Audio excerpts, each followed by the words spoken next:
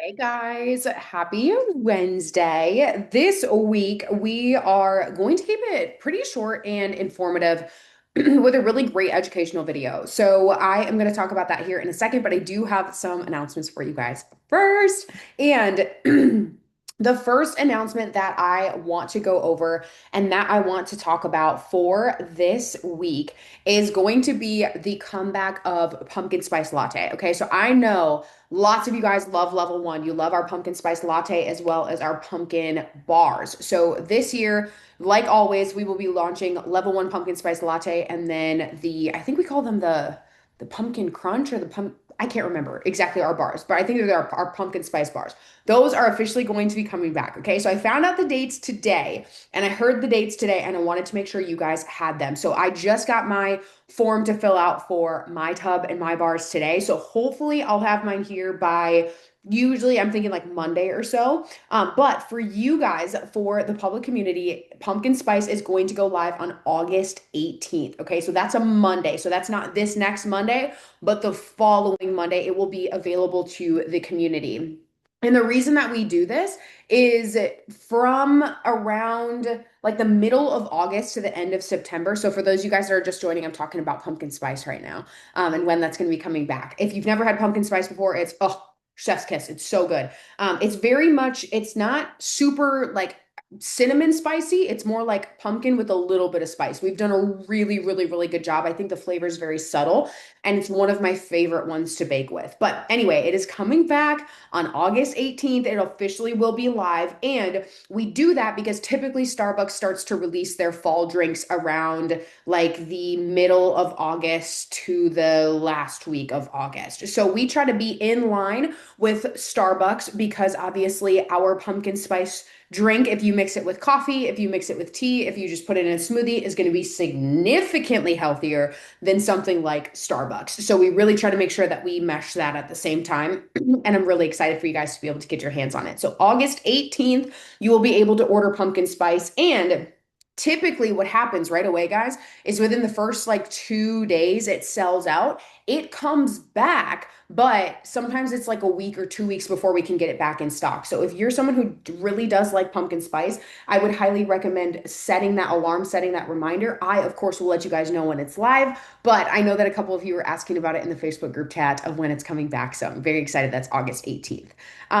The second thing is I put this in the email. Excuse me, the email for the team call. But if you are considering going on the retreat, even if you're thinking that you are a maybe, please, please, please let me know ASAP, guys, because what's going to happen is if I don't fill up all the spots from our team, I'm going to open it to the rest of the app and then the Facebook group and then my Instagram community. And once those spots are taken and they are spoken for, they are completely unavailable. Like I won't be able to open more. It is 12 total, including me. So I will be like the 12th person, if you will. So there's 11 other people that will go. So again, if you're thinking about that and you're wanting to do that and you're desiring to do it, please let me know ASAP that you're thinking about it at least, and we can try to kind of get something down on paper and we'll be able to move forward from there. So really excited about that. But again, wanted to give you guys like a week to kind of look over the details.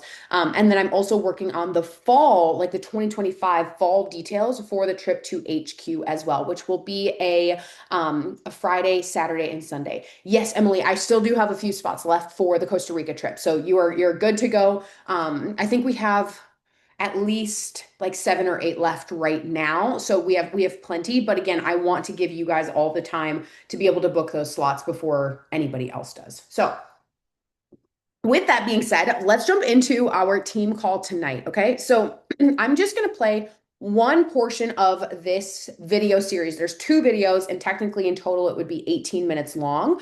But what I'm going to do for you guys is I am going to only play the first one, and then I'm going to link the second one in the group. And this week in my functional med, we were talking about it's a class called Sweet Tooth Bitter Truth. So we're in the cardio and respiratory intensive, which is obviously heart and lungs and everything that can affect that. And Andrea, who does my functional med training, who I'm studying under, has been a functional nutritionist for years, but we were talking about Sweet Tooth Bitter Truth in the sense of like sugar.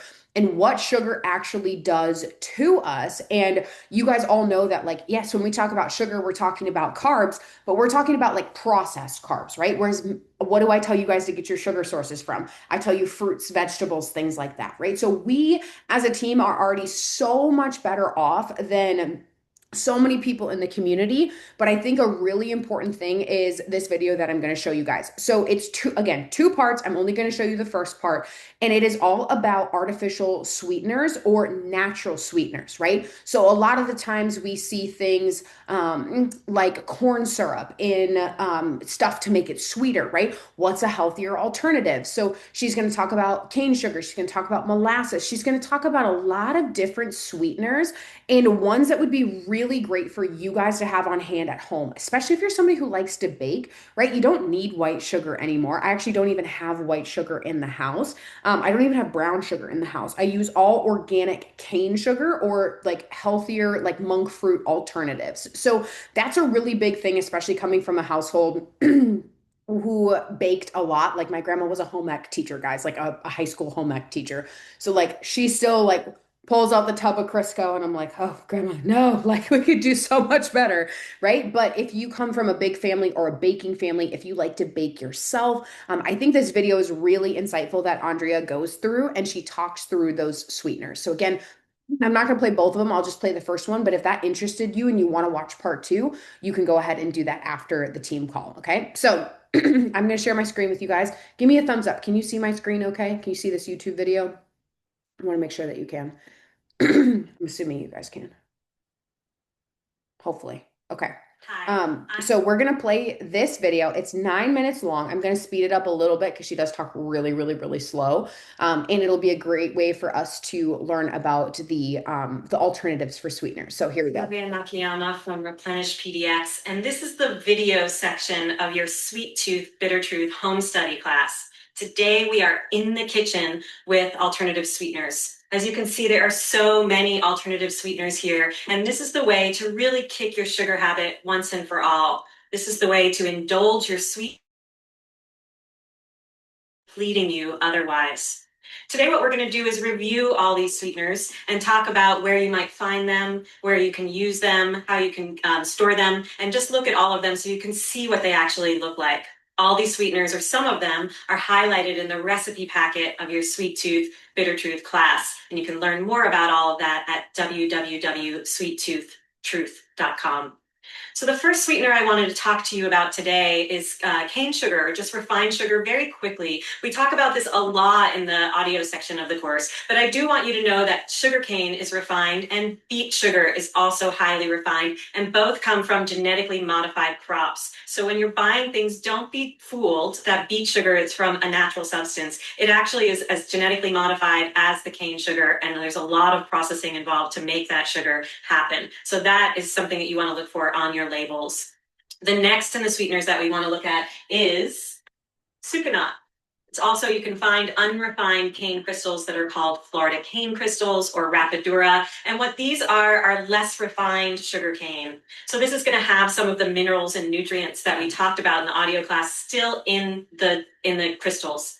I actually don't keep this in my house normally. I went out and bought this just to show it to you today because I think there are other more viable alternatives that are better for you. But if you're making an initial change or you're going to a party and making a recipe that you've always depended on, this is one step toward a healthier solution than using the refined sugar.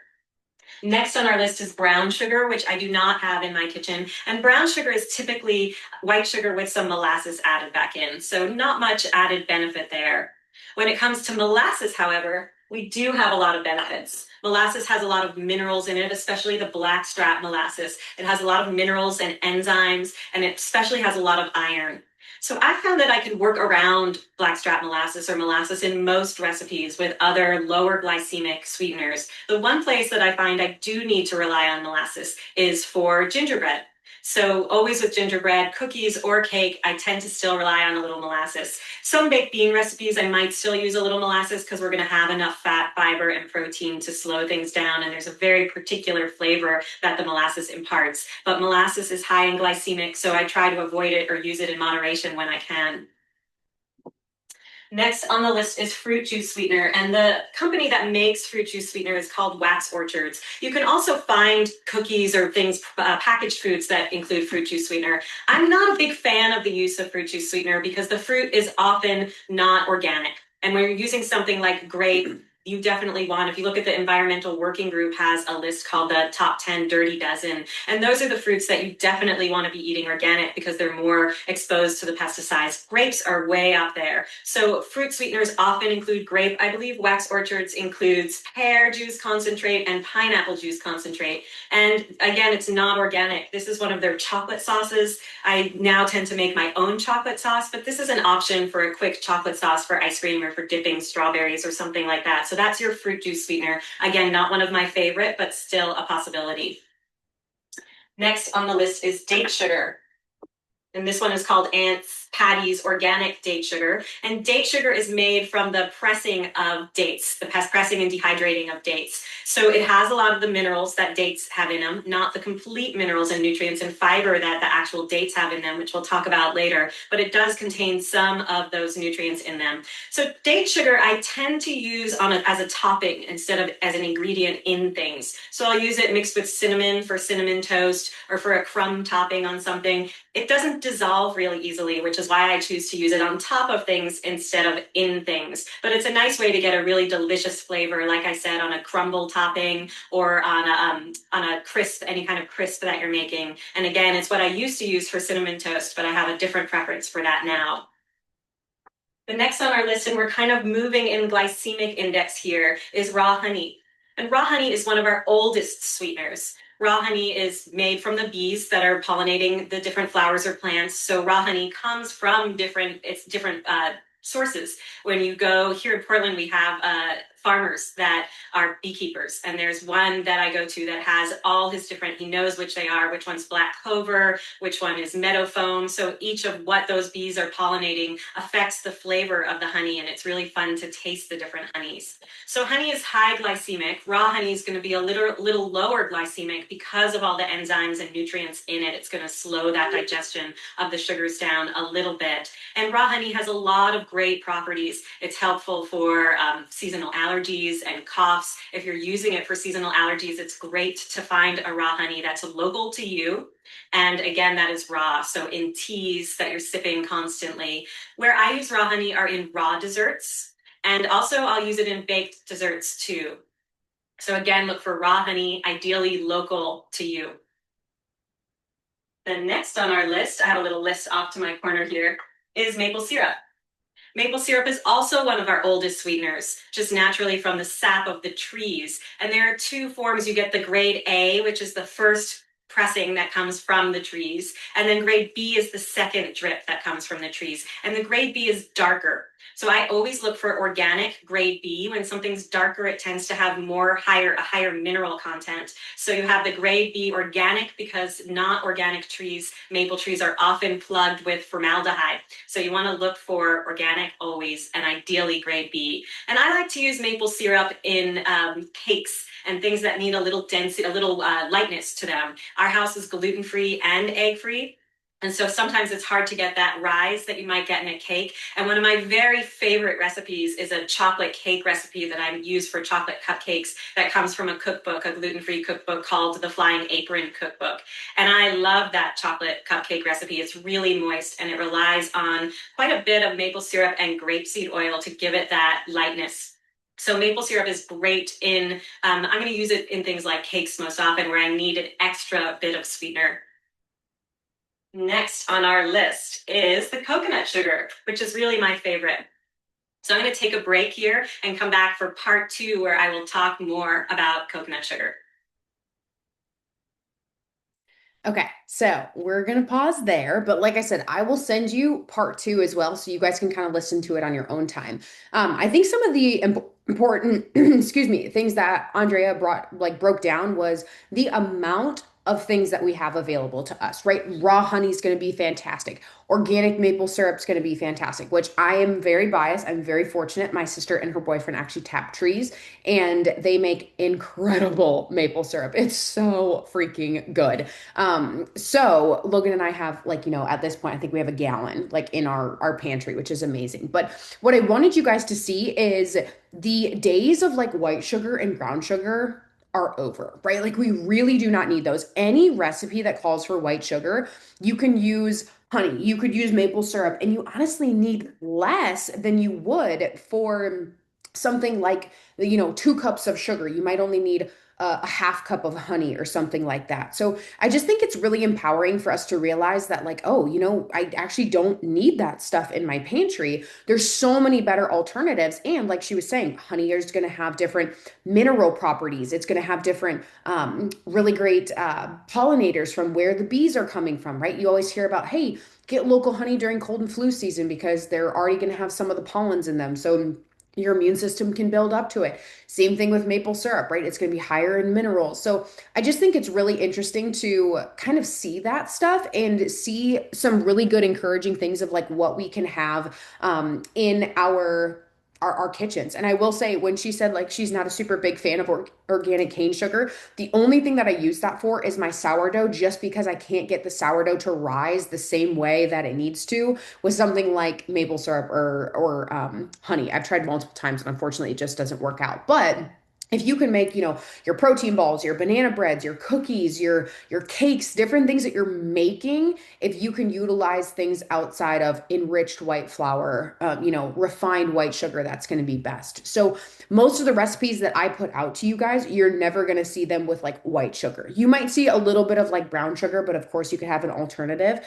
I typically am always going to stay away from white sugar because, like she said, it's super refined.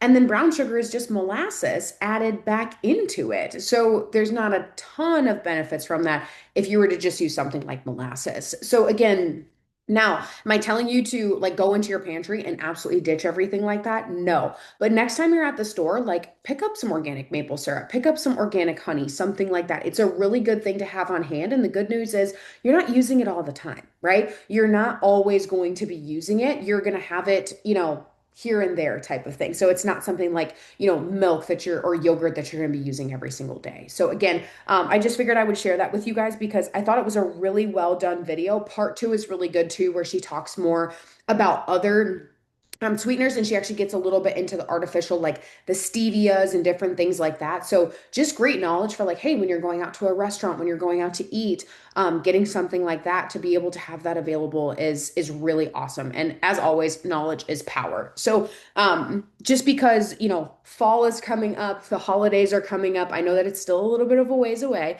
But Logan and my sweet elderly neighbors who live across the way, I think they told us there's like 124 days until Christmas or something like that. So, I mean, we're going to blink, guys, and it's going to be there. But you having this knowledge ahead of time of like, hey, family's prepping this, you could swap this out for a recipe or whatnot, I think will be really great. So, I'm going to send over part two to you guys so you can watch that. Again, you can put her on 2 times speed. I had her on 1.25, but just nice to know. And you can also send these videos to your family, your friends as well. Of course, like I paid for this class, but you have access to the videos. So utilize them, share them. Everybody can learn something from it. So I'll make sure that I resend you guys part one and part two. Any questions that you guys have who are on live or any comments that you have of the video that we just watched?